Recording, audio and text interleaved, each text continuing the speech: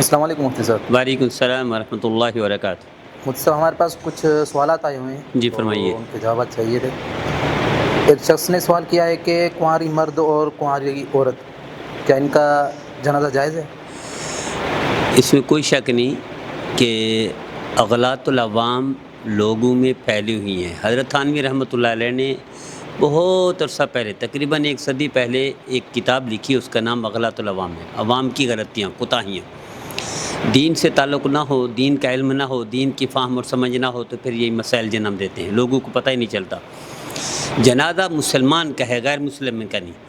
اور مسلمان میں یہ شرط نہیں ہے اللہ کے رسول کی طرف سے، شریعت کی طرف سے، سنت کی طرف سے، کہ جناب عورت ہو یا مرد ہو، بڑا ہو یا چھوٹا ہو، امیر ہو یا غریب ہو، اور اسی طرح کنوارا ہو یا شادی شدہ ہو، یہ کوئی شرط نہیں۔ جنازہ مسلمان کا ہے، چاہے وہ بچہ ہو یا بوڑھا ہو، مرد ہو یا عورت ہو، اور شادی شدہ ہو یا غیر شادی شدہ، جنازہ مسلمان کا ہے۔ اور مسلمان کا جنازہ کسی حال میں بھی یہ نہیں کہہ سکتے کہ اس کا جائز نہیں ہے۔ یہاں تک کہ اگر کوئی خودکشی کرتا ہے، کوئی گناہ میں مرتا ہے، تو بھی اس کا جنازہ پڑھا جاتا ہے اور پڑھنا چاہیے۔ بلکہ حافظ ابن ابی دنیا رحمۃ اللہ علیہ ایک مثال ذکر کی ہے اپنی کتاب میں۔ اور میں ایک شخص انہوں نے اپنے استاد کسی کا واقعہ لکھا ہے، اور مجھے نام بھول گیا بزرگ کا، کہ دیکھا ہے کہ جنازہ ہے، اس میں ایک عورت ہے ایک طرف اور 3 طرف مرد ہیں۔ انہوں نے پوچھا آگے اللہ والے نے کہ یہ عورت کیوں ہے؟ تو انہوں نے کہا یہ میرا بیٹا تھا، کچھ جنازہ پڑھنے کے لیے تیار نہیں تھا، اس لیے میں ہوں، 3 مسافر ہیں۔ انہوں نے کہا اماں آپ ہٹ جائیں، میں جاتا ہوں۔ دفن کیا، خیر جنازہ پڑھا، چلے گئے۔ کچھ دن کے بعد خواب میں دیکھا ایک نوجوان خوبصورت ہے اور جنت میں گھوم رہا ہے۔ پوچھا ما فعل اللہ بک، کیا کیا اللہ نے آپ کے ساتھ؟ اللہ نے جنت دے دی۔ کس وجہ سے؟ انہوں نے کہا آپ نے پہچانا نہیں ہے؟ انہوں نے نہیں، میں نے نہیں پہچان۔ میں وہی ہوں جس کا آپ نے جنازہ پڑھایا تھا، اور لوگ مجھ سے نفرت کرتے تھے، میں ہجڑا تھا، اور خنثی مشکل جا ہجڑا تھا، یا وغیرہ وغیرہ، لوگ نفرت کرتے تھے، تانے دیتے تھے، گال گلوچ کرتے تھے، اس لیے کچھ جنازہ پڑھنے کے لیے، کندھا دینے کے لیے، دفن کرنے کے لیے تیار نہیں تھا۔ تو میرے اللہ نے کہا کہ میرے بندو نے اتنا نفرت کی، تمہیں اتنا ستایا، تکلیف دی، میں مزید تمہیں نہیں ستاتا، تکلیف نہیں دیتا، میں نے زندگی بھر کے گناہ معاف کر دیے۔ تو جب یہ یعنی ہجڑے کے جنازے کے لیے بھی اللہ معاف کر دیتا ہے اس کو، تو مسلمان کنوارا ہو یا مرد ہو، جنازہ پڑھنا چاہیے، اور جنازہ پڑھنا جائے۔ تو دوسرا سوال یہ ہے کہ نماز جنازہ میں اگر آخری تکبیر میں پہنچے بندہ تو وہ کیسے ادا ہوگی؟ نماز جنازہ کی 4 تکبیریں فرض ہیں، بہت لوگوں کو معلوم نہیں۔ 4 تکبیریں امام بھی کہے گا، مقتدی بھی کہیں گے۔ اگر مقتدی نہیں کہتے 4 تکبیریں، تو سمجھو جنازہ نہیں پڑھا، ایسے کھڑے ہوئے ہیں، فضول کھڑے ہوئے ہیں۔ مقتدی بھی کہے گا اللہ اکبر، امام بھی کہے گا، 4 تکبیریں فرض ہیں۔ اب جب آپ نے فرمایا کہ 3 تکبیریں ہو چکی، 4تھی تکبیر میں کوئی شخص آ کر جنازہ بھی شامل ہوتا ہے، اور امام سلام پھیر رہے، تو اس بندے کو جو 4تھی تکبیر میں شامل ہوا، اس کو پہلے کہے گا اللہ اکبر اللہ اکبر اللہ اکبر، اور اللہ اکبر کہہ کر پھر سلام پھیرے گا۔ وہی کھڑے کھڑے اللہ اکبر اللہ اکبر اللہ اکبر کہہ کر سلام پھیر دے گا، تو یہ جنازہ ہو جائے گا۔ ایسا نہیں ہو سکتا وہیں سلام پھیر دے اور ایک ہی تکبیر کے ساتھ، تو اس کا جنازہ ہوتا نہیں، چونکہ 4 تکبیریں فرض ہیں، امام ہو یا مقتدی ہو، تو جس نے فرض ادا کیا اسی کا جنازہ ہوا، جس نے فرض ادا نہیں کیا وہ نماز جنازہ میں شامل ہی نہیں ہوا۔ اور دوسرے شخص نے سوال کیا ہے کہ ایک شخص کی پوری آمدنی حرام ہے، اور جو لوگ ادھر ملازمت کرتے ہیں، کیا ان کی روزی حلال ہوگی؟ اللہ نے حلال فرض کیا ہے، رزق اور کھانا پینا، حرام سے منع کیا ہے۔ حرام حرام ہے، حرام سے منع کیا ہے، اور حرام سے بچنا بھی چاہیے۔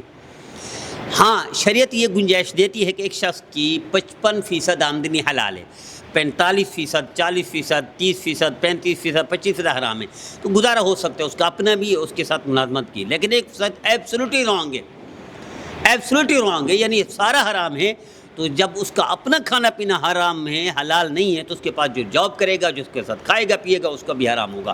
البتہ وہاں یہ ہے کہ جو شخص اس کے ساتھ کھاتا پیتا ہے یا اس کے جاب کرتا ہے، جتنا اس سے فائدہ اٹھاتے اتنا اس کو صدقہ کرے، توبہ کے استغفار کرے، تو اللہ اس کو معاف کر دیں گے۔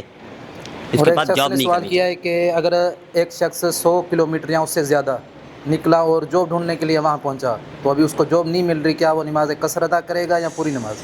جاب ڈھونڈنے کے لیے 100 کلومیٹر کوئی جاتا ہے، تو اس کا مطلب جاب کے لیے جاتا ہے، تو 14 دن کے لیے 13 دن کے لیے نہیں جا رہا، وہ مستقل جا رہا ہے، تو وہاں قصر نماز نہیں پڑھے گا، وہاں نماز وہ پوری پڑھے گا۔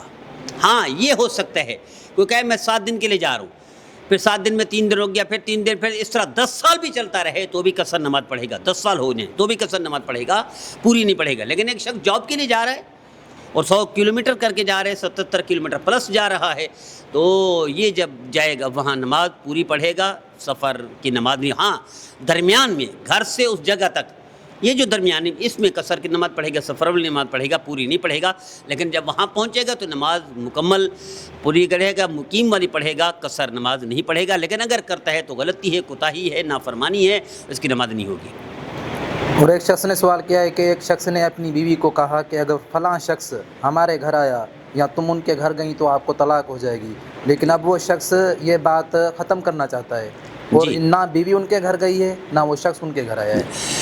یہ بڑا گھمبیر مسئلہ ہے، لیکن احناف کے ہاں اس کا بچاؤ کا حل ہے۔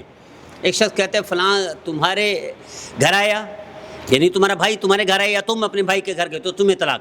اگر یہ طلاق پہلے پوچھنا پڑے گا، طلاق یہ ایک کی نیت کرتا ہے تو اس کو ایک طلاق رجعی دے دینی چاہیے، ایک طلاق رجعی دے دینی چاہیے تاکہ وہ رجوع کر سکے، اور پھر اس کو وہ نہ کرے، رجوع نہ کرے عدت تک، عدت کے بعد پھر یہ اپنے بھائی کے گھر چلی جائے اور پھر یہ بیٹھ کر چپ کر کے نئے نکاح کر لے، نئے اس کے ساتھ حق مہر کے ساتھ۔ لیکن اگر وہ 3 طلاق کی نیت کرتا ہے کہ وہ گھر تمہارے آیا ہے تم اس کے گھر گئی تو تمہیں 3 طلاق، تو اس کا حل یہ ہے کہ پھر بھی اس کو یہی کرنا پڑے گا، اپنا ایک وہی طلاق دے کر یہ طلاق اس کو نکال دے، اپنے حق سے نکال دے، اپنے نکاح سے نکال دے، اور پھر یہ عدت کے بعد اس گھر میں آئے جائے 2-3 چکر لگا لے۔ سمجھ گئے نا؟ ایک طلاق ہوگی تو ایک طلاق کے بعد یہ شرط بھی پوری ہو جائے گی، اس کے بعد وہی جیسے میں نے پہلے عرض کیا نکاح کر لے گا تو یہ اس سے حرمت سے بچ جائے گا، حرام ہونے سے بچ جائے گا، ہمیشہ جدائی سے بچ جائے گا، گھر اس کا بچ جائے گا، گھر آباد ہو جائے گا۔ ویسے ایسی مشروط بیوقوفی ہے، حماقت ہے، اس طرح مشروط کرنا نہیں چاہیے۔ لوگ جذبات میں آ کر شرط لگا دیتے ہیں فلاں کے گھر گئی، فلاں ایسا کیا، فلاں قدم اٹھائے تو تمہیں طلاق۔ اب طلاق 3 کی نیت کرتے ہیں تو پھر یہ مفتی سے فتوے کے بغیر کام کریں گے تو حرام کر دیں گے۔ اللہ ہمیں محفوظ فرمائے۔ اور دوسرے شخص نے سوال کیا ہے کہ غائبانہ جنازہ نماز شرعاً جائز ہے؟ غائبانہ نماز جنازہ نبی کریم صلی اللہ علیہ وسلم نے خود پڑھی ہے تو کیسے جائز نہیں ہو سکتا؟ جائز ہے۔ نجاشی کا غائبانہ نماز جنازہ آپ صلی اللہ علیہ وسلم نے ادا فرمایا ہے، جس کا مطلب ہے جائز ہے، لیکن اس کی شرائط ہیں۔ پہلی شرط یہ ہے کہ جہاں نماز جنازہ پڑھنے ہیں وہ شخص جس کا غائبانہ نماز جنازہ پڑھنے وہ آپ کے پیچھے نہ ہو، یعنی ہم یہاں پڑھ لیں کراچی میں تو وہ لاہور میں نہ ہو، ہم کراچی میں غائبانہ نماز جنازہ پڑھنے ہیں تو دلی بمبئی میں نہ ہو، وہ پیچھے اس میں نہ ہو، ملیشیا میں نہ ہو، یا انڈونیشیا میں نہ ہو، یا تھائی لینڈ میں نہ ہو، یا آسٹریلیا میں نہ ہو، ادھر نہ ہو۔ ہم غائبانہ نماز جنازہ پڑھ لیں تو ہم سے آگے ہو، مثلا دبئی میں ہے اس کے جنازہ غائبانہ پڑھ لیں، سعودی عرب میں ہے اس کا غائبانہ نماز جنازہ پڑھ لیں، شام میں اس کا غائبانہ نماز جنازہ پڑھ لیں، افریقہ میں ہے اس کا، چونکہ افریقہ میں خود نبی کریم صلی اللہ علیہ وسلم نے پڑھا ہے، تو ہم سے آگے ہو جہاں ہم نماز جنازہ پڑھتے ہیں، تو یہ پہلی شرط ہے۔ تو کچھ شرائط کے تحت غائبانہ نماز جنازہ جائز ہے، پڑھ سکتے ہیں، کوئی حرج نہیں، کوئی کا بات نہیں، یہ احناف کے ہاں۔ اور دوسرے شخص نے سوال کیا ہے کہ ایک لڑکی یا ایک عورت جس کا پہلا شوہر مر گیا، جی پھر اس نے دوسری شادی کی، جی، پھر قیامت والے دن جنت میں وہ پہلے شخص کو ملے گی یا دوسری شوہر کو ملے گی؟ اس میں فقہا کے وہ ہیں، ایک تو یہ ہے کہ جس کے نکاح میں اسی کے ساتھ ہوگی، دوسرا ایک قول، اصل قول یہ ہے کہ مثلا اسی نے 2 کی بجائے 3 نکاح کر لیے، تیسرا بھی مر گیا 4 نکاح کر لیے، چوتھا بھی مر گیا 5 نکاح کر لیے، 5 چھٹا نکاح، اب کس کے ساتھ ہوگی؟ 2 یا 3 یا 4 یا 5۔